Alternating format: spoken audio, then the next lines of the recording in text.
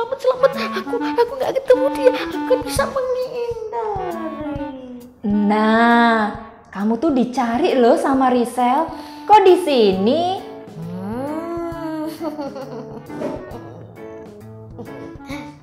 Kakak tahu loh, pasti kamu menghindar dari Risel.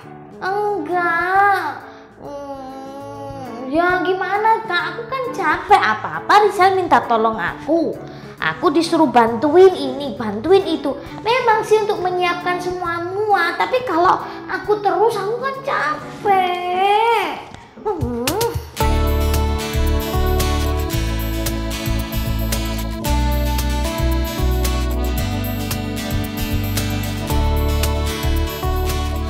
Oh, jadi Ninit itu lari sana, sembunyi situ, depis di sini, itu karena menghindar dari Risel ya?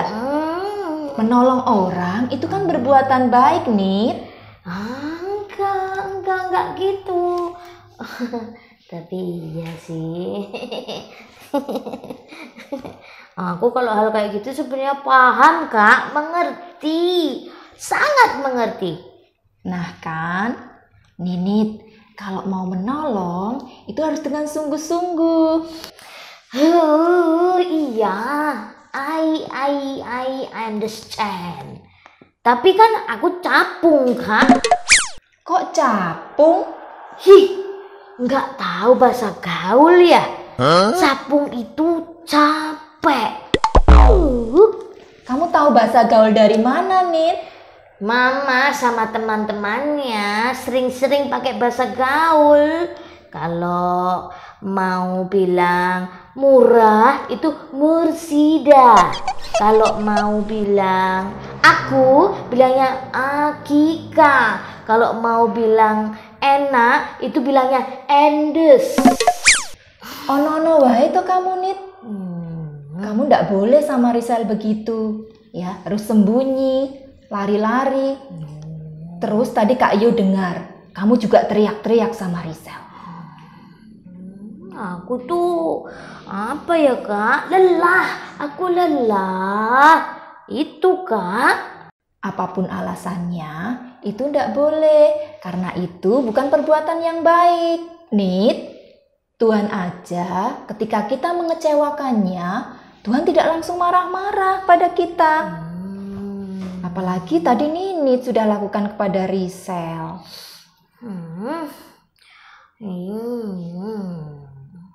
Apa yang Ninit perbuat untuk Risel itu kan perbuatan baik toh. Ninit tahu bahwa melakukan perbuatan baik harus tulus dan ngeten. Ninit, kalau kamu menolong setengah-setengah itu tidak menjadi berkat, baik yang ditolong maupun yang menolong. Ya aku ngerti Kak, ngerti. Tapi kalau aku capek, kalau aku lelah, aku harus gimana dong? Yaitu, bicara baik-baik jika Ninit capek. Nanti lagi kan bisa. Nih, ada kisah di Alkitab. Ini kisah tentang bagaimana orang-orang yang mau berkorban untuk menolong temannya. Orang lumpuh yang disembuhkan. Dalam Markus 2 ayat 1-12, pada waktu Yesus datang ke Kapernaum, tersiarlah kabar bahwa ia ada di rumah. Maka datanglah orang-orang berkerumun sehingga tidak ada lagi tempat, bahkan di muka pintu pun tidak.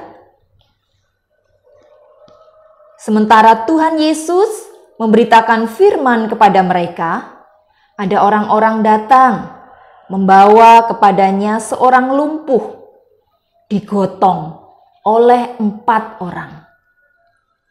Tetapi mereka tidak dapat membawanya kepadanya karena orang banyak itu. Lalu mereka membuka atap yang di atasnya. Sesudah terbuka, mereka menurunkan tilam tempat orang lumpuh itu berbaring. Ketika Yesus melihat iman mereka, berkatalah ia kepada orang lumpuh itu, "Hai anakku, dosamu sudah diampuni." Kemudian Tuhan Yesus berkata kepada orang lumpuh itu, "Bangunlah, angkatlah tempat tidurmu, dan pulanglah ke rumahmu." Dan orang itu pun bangun, segera mengangkat tempat tidurnya, dan pergi keluar di hadapan orang-orang itu. Sehingga mereka semua takjub, lalu memuliakan Allah. Ada berapa orang yang membawa orang lumpuh itu? 4. Ya kan? Kalau tidak ada 4 orang yang mau repot-repot membawa orang lumpuh kepada Yesus, bisakah orang lumpuh itu sembuh? Nah, tidak mungkin karena orang itu banyak dan dia tidak bisa masuk ke rumah itu, Kak. Betul kan? Nah, apa pelajaran yang bisa kita ambil dari 4 orang yang membawa teman yang lumpuh tadi?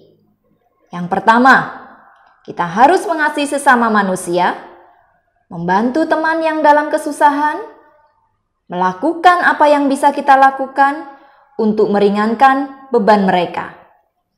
Yang kedua, teman yang baik membawa kita dekat kepada Tuhan, bukan menjauhkan. Kita lihat, Tuhan melihat iman mereka. Tuhan berkenan dan mengampuni dosa orang lumpuh tersebut dan menyembuhkannya. Ninit, aku cari kamu kemana-mana loh. Waduh, kok ekspresimu elek gitu? Rizal, aku minta maaf. Kok minta maaf? Iya, aku pokoknya minta maaf.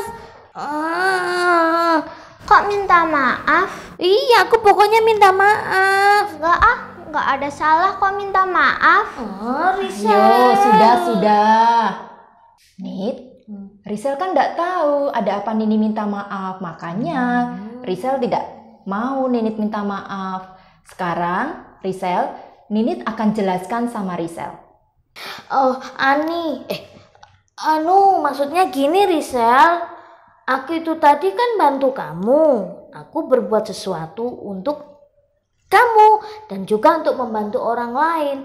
Tapi kan kadang-kadang aku capek, Rizal. Aku harus mengerjakan yang lain. Tapi kan kamu selalu minta bantuan aku.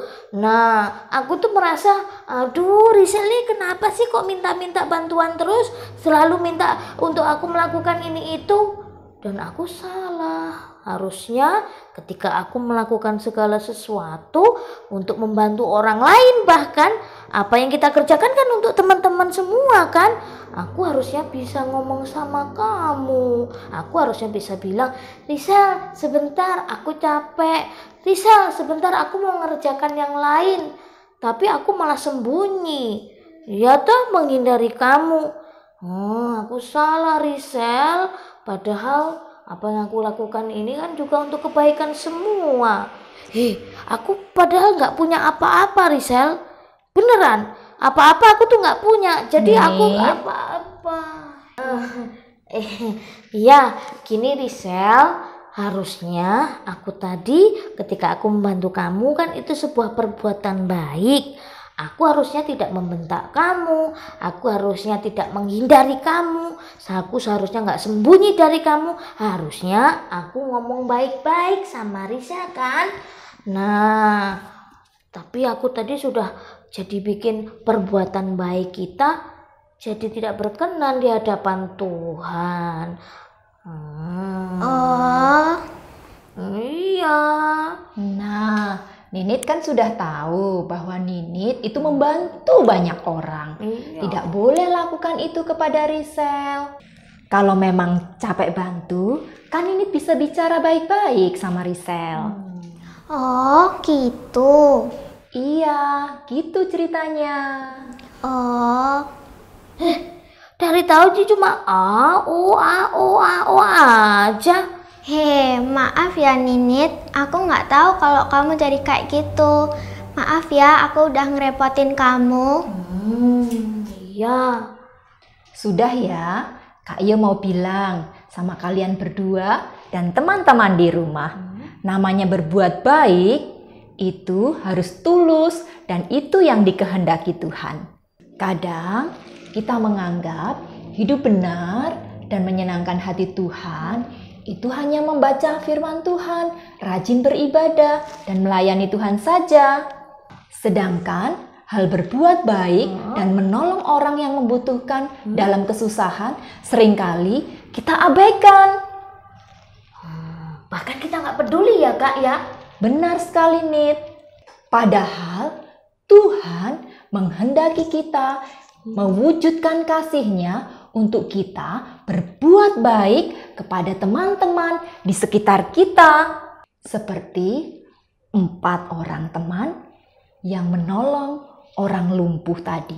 Nih, ada satu ayat yang memantapkan kita untuk saling menolong dan berbuat baik. Mana Kak? Galatia 6 ayat 9. Janganlah kita jemu-jemu berbuat baik, karena apabila sudah datang waktunya, kita akan menuai jika kita tidak menjadi lemah. Teman-teman, kita baca bersama-sama yuk. Galatia 6 ayat 9. Janganlah kita jemu-jemu berbuat baik, karena apabila sudah datang waktunya, kita akan menuai jika kita tidak menjadi lemah. Aduh, aku ini ternyata aku banyak membuat kecewa orang-orang di sekitarku ya. Aku kurang berbuat baik dan melakukan dengan sepenuh hati dan setulus hati. Gimana ya Kak ya? Wah, ini aku benar-benar ceroboh. Aku tidak hati-hati. Risel, aku minta maaf. Iya Nit, sama. Maaf ya, aku sudah minta tolong sama kamu banyak banget. Sebenarnya nggak apa-apa. Aku yang salah. Kita saling memaafkan ya Risel. Tos dulu. Good. Kak Yo mau tambahkan. Berbuat baik tidak selalu menolong orang dan bertindak sesuatu kepada orang lain. Tapi perkataan kita, perilaku kita, cara melihat orang lain dan cara memperlakukannya juga harus baik loh. Ya. Misalnya ya tadi. Gimana Risel? Risel, masuk kayak gitu kamu aja nggak bisa sih? Kalau kayak gitu Tuhan nggak berkenan loh Nit. Iya. Maaf ya. Semua yang sudah Ninit lakukan berbuat baik kepada Risel, semuanya jadi klipuk, sia-sia. Orang benar gimana Risel? Orang benar adalah orang yang melakukan kehendak Allah kepada sesamanya. Kita harus melakukan perbuatan baik, mengasihi, dan menolong kepada orang yang menderita. Oh, gitu ya? Kehendak Tuhan jadi begitu ya? Iya. Oke deh, aku semakin paham sekarang. Iya Kak, terima kasih ya selalu mengingatkan Ninit untuk selalu berbuat baik dan sesuai dengan firman Tuhan. Nah teman-teman, yuk kita semua berjanji melakukan segalanya dengan baik. Baik itu perkataan, tindakan, dan perilaku kita kepada orang lain. Jangan sampai mengecewakan Tuhan ya. Kita berdoa yuk bersama-sama. Tuhan Yesus, hari ini kami belajar supaya kami mengasihi teman kami. Kami mau belajar Tuhan untuk membantu, menolong teman kami yang membutuhkan pertolongan. Tolong kami Tuhan, supaya kami juga dapat memilih teman yang membawa kami untuk lebih dekat kepadamu. Tolong kami juga Tuhan, supaya kami dapat membawa teman-teman kami untuk lebih mengasihi-Mu. Terima kasih Tuhan Yesus. Amin.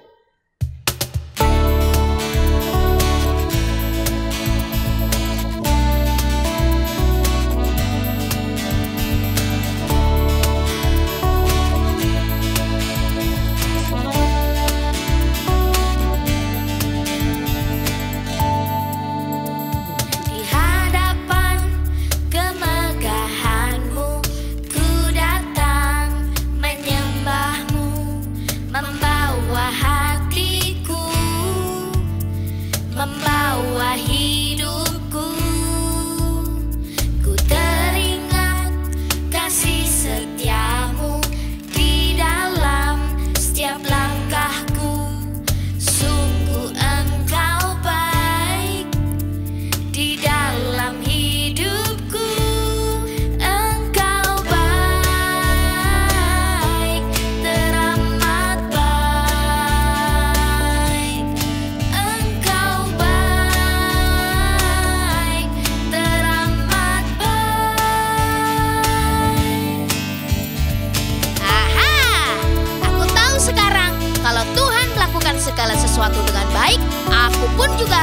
melakukan segala sesuatu dengan baik.